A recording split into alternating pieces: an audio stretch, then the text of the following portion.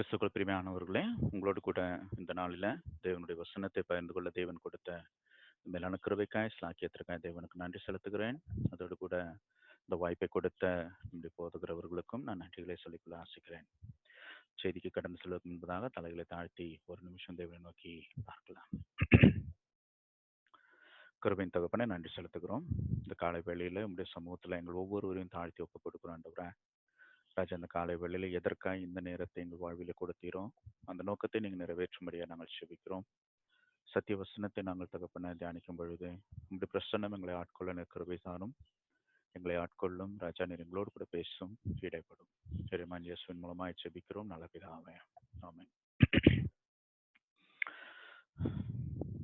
கிறிஸ்துவுக்குள் பிரியமானவர்களே, உங்களோடு கூட இந்த வசனத்தை பகிர்ந்து கொள்ள இந்த காலை தியானத்துல உங்களோடு கூட சேர்ந்து கொள்ள கிருபை செய்தார். அதற்காக நான் நன்றி செலுத்துகிறேன். இந்த நாளிலே நாம் தியானிக்கும்படியாக நமக்கு கொடுக்கப்பட்ட வேத வசனம் மத்தேயு எழுதின சுவிசேஷம் 10ஆம் அதிகாரம் வசனம் 31. மத்தேயு 10:31 நான் வாசிக்கிறேன். ஆகையால் பயப்படாதிருங்கள், அநேகம் அடைக்கலான் குருவிகளை பார்க்கிலும் நீங்கள் விசேஷித்தவர்களாய் இருக்கிறீர்கள் என்ற வேத வசனம்.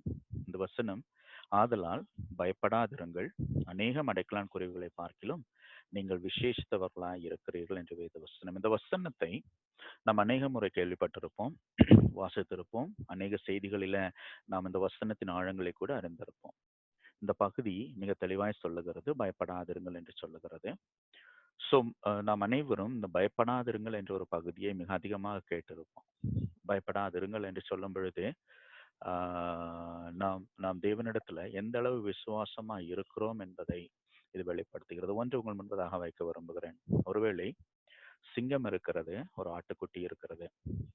இந்த இரண்டில எது பயப்படும் என்று சொல்லி நாம் சிந்தித்து பார்க்கும் பொழுது ஆட்டுக்குட்டி அதிகமாய் பயப்படும், ஆனா சிங்கம் தைரியமா இருக்கும்.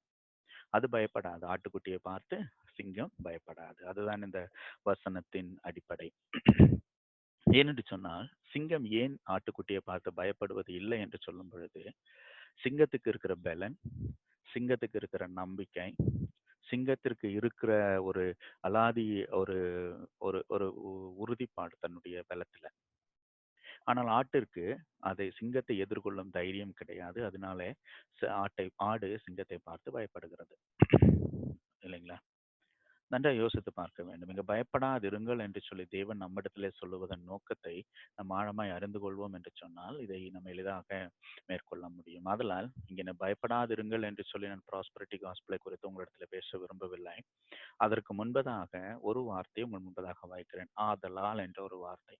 பயப்படாதிருங்கள் என்பது சாதாரணமாய் வருவது அல்ல.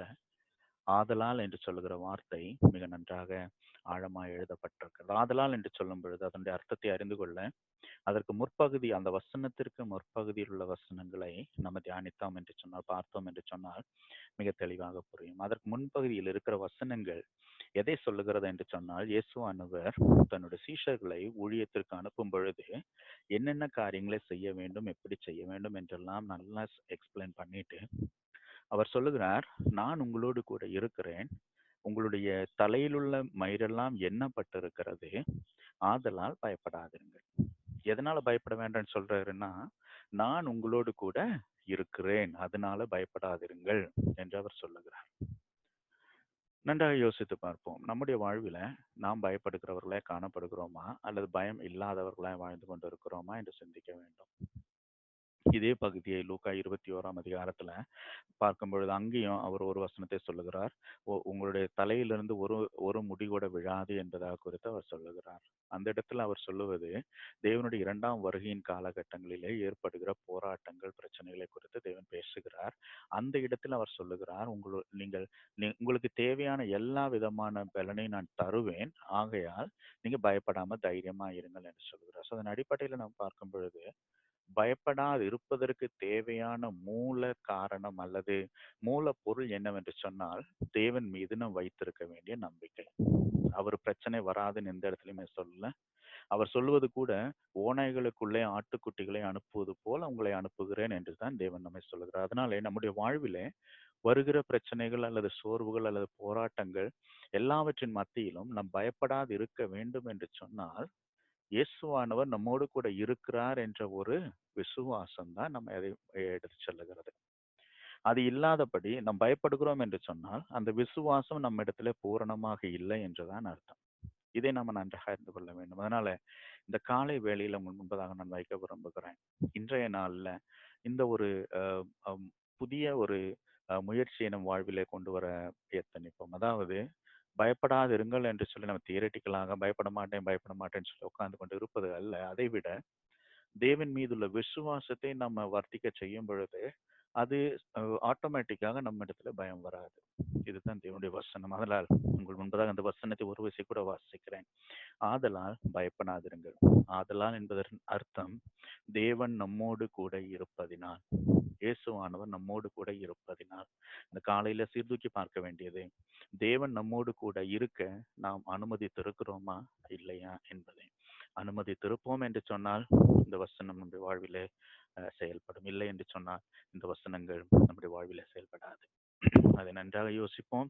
தேவனுக்கு நன்றி செலுத்துவோம். தேவன் நம்மோடு கூட இருக்க, அவரோடு கூட இருக்க விசுவாசத்தில் நாம் பலப்பட தேவனை நோக்கி ஜெபிப்போம். நல்லவரே, நன்றி செலுத்துகிறோம்.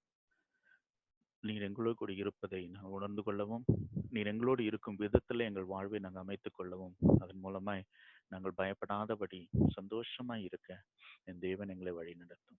இறைமகன் இயேசுவின் மூலமாய் ஜெபிக்கிறோம் நல்ல பிதாவே. ஆமென்.